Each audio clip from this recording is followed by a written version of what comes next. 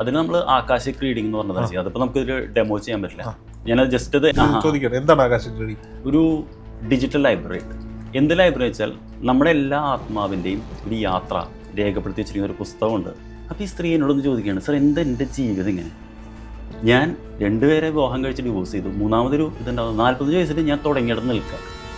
Soul ജേണിയിൽ നമുക്ക് help ചെയ്യാൻ പറ്റും. അങ്ങനെ വരുന്നൊരു കോംപ്ലക്സ് കേസിൽ നമ്മൾ ആ റീഡിങ് ചെയ്യാൻ തന്നെ തയ്യാറാവും. അല്ലാതെ അതേപോലെ വേറൊരു ലേഡി, അവർ 50 വയസ്സിൽ കോൺടാക്ട് ചെയ്യും, ഒരു വിവാഹമേ കഴിച്ചിട്ടില്ല. സാർ കഴിഞ്ഞ ഇന്റർവ്യൂവിലും ഇതുപോലെയാണ് പലരും പറയുന്ന പല കൺസെപ്റ്റുകളെയും സാർ വിശ്വസിക്കുന്നില്ല. നമ്മുടെ ട്വിൻ ഫ്ലെയിം പോലെയുള്ള കൺസെപ്റ്റുകളെതിരെയാണ് സാർ പറഞ്ഞത്. പക്ഷെ പിന്നീട് പലരും ഈ ട്വിൻ ഫ്ലെയിമിനെ പറ്റി വിശദമായിട്ട് നമ്മുടെ ചാനലിൽ തന്നെ വന്ന് പറഞ്ഞിട്ടുണ്ട്. ഈ കഥകൾ കേൾക്കുമ്പോൾ പലരും നമ്മുടെ ട്വിൻ ഫ്ലെയിം ആണോ എന്ന് നമുക്ക് തോന്നിയിട്ടുമുണ്ട് എന്നുള്ളതാണ്. ഇപ്പോഴും ആ നിലപാട് തന്നെയാണ്, ട്വിൻ ഫ്ലെയിം എന്നൊരു സംവിധാനം ഇല്ല. Breathe out. Take the second deep breath in. Take the third deep breath in. അപ്പോൾ ഐ എം എ ചാനൽ എന്നാണ് നമ്മൾ പറയാൻ പോകുന്നത്. Okay, I M A channel. Okay, കാരണം നമുക്കൊരു ദൈവം നമുക്ക് തന്നിട്ടുള്ള നമുക്ക് ചെയ്യാൻ പറ്റും. അപ്പോൾ നമ്മൾ ഈ കൈ വെച്ചിട്ട് നമുക്ക് ഈ തലയിൽ ഉച്ചയിൽ ഇങ്ങനെ പതുക്കൊന്ന് ടാപ്പ് ചെയ്യാം. ഇതൊന്ന് ടാപ്പ് ചെയ്തോളൂ പതുക്കെ. I M A channel. ഇനി നമുക്ക് ഈ വിരൽ വെച്ചിട്ട് ഈ തേർഡ് ഐയിലൊന്ന് ടാപ്പ് ചെയ്യാം. I M A channel, I M A channel. നമ്മൾ മനസ്സിലത് പറഞ്ഞിട്ടാണ് ടാപ്പ് ചെയ്യുന്നത്. ഓക്കെ, ഇനി അണ്ടർ ദ ഐ, അവിടെ നിന്ന് ടാപ്പ് ചെയ്യാം. ഏത് കണ്ണായാലും കുഴപ്പമില്ല, ഏതെങ്കിലും ഒരു കണ്ണിൻ്റെ താഴെ അണ്ടർ ദി ഐ എന്ന് പറയും, ഈ പുരികത്തിൻ്റെ താഴെ ഒരു I am the channel, I am the channel. Okay, ഇനി side of the eye, I am the channel. ഇനി ഐ എം ദ ചാനൽ. ഇനി under the nose, I am the channel. Just ഒന്ന് ടാപ്പ് ചെയ്യും. ചിന്നിൽ ഐ എം ദ ചാനൽ. ഇപ്പോൾ ഫേസിലൊരു feeling കിട്ടിയിട്ടുണ്ടാവും. ഇനി നമുക്ക് ഇവിടെ ഒരു കോളർ ബോൺ ഉണ്ട്, 2 ചേരുന്നിടത്ത്. I am the channel. ഒന്ന് ടാപ്പ് ചെയ്ത് കൊടുക്കുന്നത് മൊത്തം ബോഡിയിലൊരു ഷേക്ക് വരുന്നുണ്ടാവും. ഇനി അണ്ടർ ആം എന്ന് പറയും, ഐ എം ദ ചാനൽ. അത് തന്നെ ഫുൾ ക്യാപ്പിൾ തട്ടും. ഇനി 5 വിരലിലാണ്, അത് തമ്പിൽ ഐ എം ദ ചാനൽ. പിന്നെ index finger I am the channel. Ring finger. അവസാനം പിന്നെ നെഞ്ചിൽ കൈ വെച്ചിട്ട് ഐ എം ദ ചാനൽ. ഇനി ഒരു 3 ബ്രീത്തും ചെയ്യുക. ഇത് നമ്മൾ ഒരു 4-5 പ്രാവശ്യം ചെയ്യുമ്പോൾ, ഇത് നമ്മൾ ചെറുതായിട്ട് ചെയ്തുള്ളൂ, പക്ഷെ ശരിക്കും ചെയ്ത് കഴിഞ്ഞാൽ നമുക്ക് ആ ഒരു ബോഡിയിൽ ആ ഒരു എനർജി ബ്ലോക്കേജ് അങ്ങനെ ഇതായി പോകുന്നതാണ്. ഇത് ഡെയിലി പ്രാക്ടീസ് ചെയ്യാവുന്നതാണ്. ഇത് ഡെയിലി പ്രാക്ടീസ് ചെയ്യും. ഇത് എന്താ വെച്ച് കഴിഞ്ഞാൽ, അതായത് ഉച്ചിയിൽ നമ്മൾ ഉച്ചി എന്ന് പറഞ്ഞാൽ വളരെ ഇമ്പോർട്ടൻ്റ് ആയിട്ടുള്ള അക്യുപഞ്ചർ പോയിന്റ് ആണ്. പിന്നെ തേർഡ് ഐ എന്ന് പറയും. പിന്നെ ഈ പുരികത്തിൻ്റെ താഴെ ഏത് പുരികാലും കുഴപ്പമില്ല, നമുക്ക് 2 കണ്ണുണ്ട്, ഒരെണ്ണത്തിൻ്റെ ടാപ്പ് ചെയ്താൽ മതി. പിന്നെ സൈഡ്, പിന്നെ under the eye, nose, chin. അപ്പോൾ 7 പോയിന്റ്. ഇതിന് നമുക്ക് കുറേ നേരം ടാപ്പ് ചെയ്യണ്ട. ശരിക്കും പറഞ്ഞാൽ ഒരു 1 മിനിറ്റൊക്കെ ടാപ്പ് ചെയ്യാൻ പറയും. പക്ഷെ ഭയങ്കരമായിട്ട് അടിക്കരുത്, വളരെ സ്ലോയില് അടിക്കും. ശരിക്കും നമ്മുടെ മുഖത്തൊരു മെസ്സാജ് കിട്ടുന്ന ഫീൽ. പിന്നെ ഈ ഒരു സൈഡ് മാത്രം ചെയ്തിട്ട്, പക്ഷെ അത് അങ്ങനെയാണ് പറയുന്നത്. കാരണം ചൈനീസ് ഇതിൽ ദാറ്റ് ഈസ് ദ വേ. പിന്നെ നമ്മൾ ഇവിടെ ഈ കോളർ ബോണിൽ ടാപ്പ് ചെയ്യുന്നു, അണ്ടർ ആം. പിന്നെ ഈ ഫിംഗേഴ്സ് ഒക്കെ വളരെ പോയിന്റ്, എല്ലാം ഒരു സൈഡ് ചെയ്താൽ ഒരു സൈഡ് ചെയ്താൽ. അത് കഴിഞ്ഞാൽ ലാസ്റ്റ് ചെസ്റ്റിൽ ഇതിങ്ങനെ ഒരു 3 ബ്രീത്ത് ചെയ്യുമ്പോൾ നമ്മുടെ ആ ഇമോഷൻസ് എന്താ പറയുക, ഇപ്പോൾ ഐ എം ദ ചാനൽ എന്നുള്ളത്, ഐ എം ദ ചാനൽ എന്നുള്ളത് വരുമ്പോൾ, നെക്സ്റ്റ് ടൈം നമുക്കൊരു നെഗറ്റീവ് ഇത് വരുമ്പോൾ നമ്മുടെ മനസ്സ് നമ്മളോട് എന്താ പറയുന്നത്, ഐ എം ദ ചാനൽ. അതായത് ഞാൻ നിയോഗിക്കപ്പെട്ടിരിക്കുകയാണ് ഇതിന് വേണ്ടി, അതിൽ നിന്ന് ഒളിച്ചോടാൻ പറ്റില്ല. I have to do it. ഇത് ചെയ്തില്ലെങ്കിൽ എന്ത് പറ്റും? ഇതെന്താ മെത്തേഡ്? ഇത് നമ്മൾ ഇമോഷണൽ ഫ്രീഡം ടെക്നിക് എന്നാണ് പറയുന്നത്. ഇത് 1990-കളിൽ വന്നിട്ടുള്ളതാണ്. ഇത് വലിയ രീതിയിൽ പ്രാക്ടീസ് ചെയ്യുന്നുണ്ട്. പക്ഷേ ഇതും സ്യൂഡോ സയൻസ് എന്ന് പറഞ്ഞിട്ട് സൈക്കോളജിസ്റ്റുകൾ സമ്മതിക്കുന്നില്ല, ശാസ്ത്രീയമായി തെളിയിച്ചിട്ടില്ല എന്ന് പറഞ്ഞിട്ടുള്ളത്. പക്ഷേ ഇത് പല രീതിയിൽ നമ്മൾ മണി ബ്ലോക്കിനെല്ലാം EFT വളരെ പവർഫുൾ ആയിട്ട് ടെക്നിക്ക്. ഇതിപ്പോൾ ആർക്കും ശല്യങ്ങളൊന്നും ഇല്ലല്ലോ? ഇല്ല, ഒരു ടൂള് വേണ്ട, ചിലവില്ല. നമുക്കൊരു ദിവസം 5 മിനിറ്റ് ചെയ്ത ഒരു സംഭവമാണ്. സാറ് വേറെ ഏതെങ്കിലും ഹീലിംഗ് പ്രോസസ്സുകൾ സജസ്റ്റ് ചെയ്യാറുണ്ടോ? ഹീലിംഗ് ഇത് ഒന്ന് നമ്മൾ പഠിപ്പിച്ചു കൊടുക്കുന്നുണ്ട്. പിന്നെ നമ്മൾ പറഞ്ഞല്ലോ ഈ ആത്മീയ തലത്തിൽ സോളിൻ്റെ ഒരു ഇതുണ്ട്, അതിന് നമ്മൾ ആകാശിക് റീഡിംഗ് എന്ന് പറഞ്ഞതാണ് ചെയ്യുക. അതിപ്പോൾ നമുക്കൊരു ഡെമോ ചെയ്യാൻ പറ്റില്ല. ഞാനത് ജസ്റ്റ് ഇത് എന്താണ് എന്ന് പറയാം. എന്താണ് ആകാശിക് റീഡിംഗ്? ഞാൻ ഇന്റർവ്യൂ ചെയ്തിട്ടുണ്ട് പലരുടെയും. ചോദിക്കട്ടെ, എന്താണ് ആകാശിക് റീഡിംഗ്? അതായത് രോഹിത്, നമ്മൾ വിശ്വസിക്കുന്നത് എന്താ വെച്ച് കഴിഞ്ഞാൽ ആകാശ ഈതർ എന്ന് പറയുന്ന ഇതിൽ ഒരു ഡിജിറ്റൽ ലൈബ്രറി.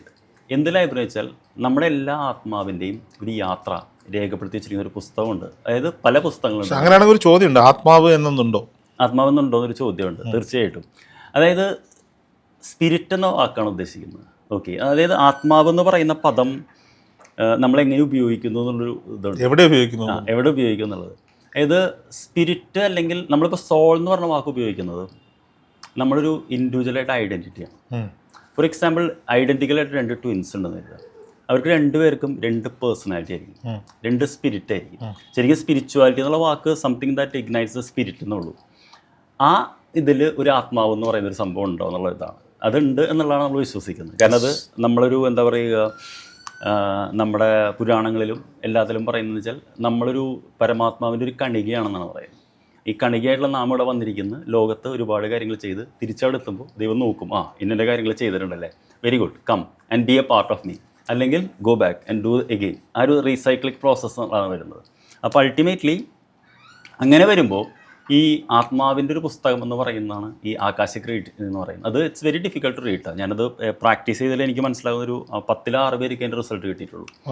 അപ്പോൾ ഇത് കിട്ടിയിട്ടുള്ളൂ, അതായത് അങ്ങനെയല്ല, 60% പേർക്ക് കിട്ടിയിട്ടുള്ളൂ. ഓക്കെ, ഞാനതൊരു കണക്കിൽ 60% റിസൾട്ട് കിട്ടിയിട്ടുള്ളൂ. അത് മാത്രമല്ല, അത് ഇമാജിനേഷൻ ആണോ റിയൽ ആണോ എന്നൊരു ഭയങ്കര ഡിബേറ്റ് ഉണ്ട്. പ്രദീപ് സാർ, ഈ ആകാശിക് റെക്കോർഡിംഗ് എന്ന് പറയുമ്പോൾ ഞാൻ ചോദിച്ചോട്ടെ, ഇപ്പം ഞാൻ സാറിൻ്റെ അടുത്ത് വരികയാണ്, എന്തിനൊക്കെ വേണ്ടിയിട്ടാണ് ഈ ആകാശിക് റെക്കോർഡിംഗ് എടുക്കുക? ഉത്തരത്തിന് മുമ്പ് ഞാൻ പ്രേക്ഷകരോട് ഒരു കാര്യം പറയാം. സാറിന്റെ കൺസൾട്ടേഷൻ എടുക്കുന്നില്ല, ഇൻഫർമേഷന് വേണ്ടി മാത്രമാണ്. ടാരോ റീഡിങ്ങും സാർ എടുക്കുന്നില്ല, പഠിപ്പിക്കൽ മാത്രമാണ് ചെയ്യുന്നത്. നിങ്ങൾക്ക് ഇത് എന്താണ് എന്ന് മനസ്സിലാക്കാൻ വേണ്ടി മാത്രമാണ് ഈ സെഷൻ എന്ന് മനസ്സിലാക്കുക. Okay, thank you Rohit. അതായത് രോഹിത്, ആർക്കാണ് ഇത് എടുക്കുന്നത് എന്നുള്ളതാണ്. ഞാനൊരു 2 ഉദാഹരണം പറഞ്ഞുതരാം. അതായത് ഒരു വനിത, ഒരു 45 വയസ്സുള്ളവരുടെ അടുത്ത് റീഡിങ്ങിന് വന്നിരുന്നു. അവർ വന്നതിന് കാര്യം എന്ന് വെച്ചാൽ, അവർ 22 വയസ്സിൽ അവരുടെ പാരൻസ് പറയുന്നു ഒരാൾ വിവാഹം കഴിച്ചു, ഒരു ഡോക്ടറാണ് ബൈ പ്രൊഫഷൻ. പക്ഷേ ഒരു 4-5 വർഷം കഴിഞ്ഞപ്പോൾ അവർക്ക് തീരെ ജീവിക്കാൻ പറ്റാതെ ഒരു 27 വയസ്സിൽ ഡിവോഴ്സ് ചെയ്തു. പിന്നെ ഒരു 32 വയസ്സിൽ അവർക്ക് ഇഷ്ടപ്പെട്ട ആൾ വിവാഹം കഴിച്ചു. അതും സെയിം പാറ്റേൺ, നാർസിസ്റ്റിക്, ഡ്രങ്കഡ്. ഒരു 40 ആയപ്പോൾ ആളെ ഡിവോഴ്സ് ചെയ്തു. പിന്നെ ഇവർ ഈ പണിക്കേ ഇല്ല എന്ന് പറഞ്ഞിരുന്നു. അങ്ങനെ 44 വയസ്സിൽ വേറൊരു റിലേഷൻഷിപ്പ് ഉണ്ടാവണം. അതായത് ഒരു ഡിവോഴ്സ് ഉള്ള ഒരാൾ നമുക്ക് ഇതാക്കാമെന്ന് പറഞ്ഞു. അങ്ങനെ ഒരു 4 വർഷമായിട്ട് അവരുണ്ട്. ഇവരെന്നെ കോൺടാക്ട് ചെയ്യുമ്പോൾ ആ വ്യക്തിയും പറഞ്ഞു, എനിക്ക് ഡിവോഴ്സ് ചെയ്യാൻ താല്പര്യമില്ല എൻ്റെ ഭാര്യനെ, ഞാൻ അവരോട് പോവാണ്, നമുക്ക് ഫ്രണ്ട്സ് ആവാമെന്ന്. അപ്പോൾ ഈ സ്ത്രീ എന്നോടൊന്ന് ചോദിക്കുകയാണ്, സാർ എന്താ എൻ്റെ ജീവിതം ഇങ്ങനെ?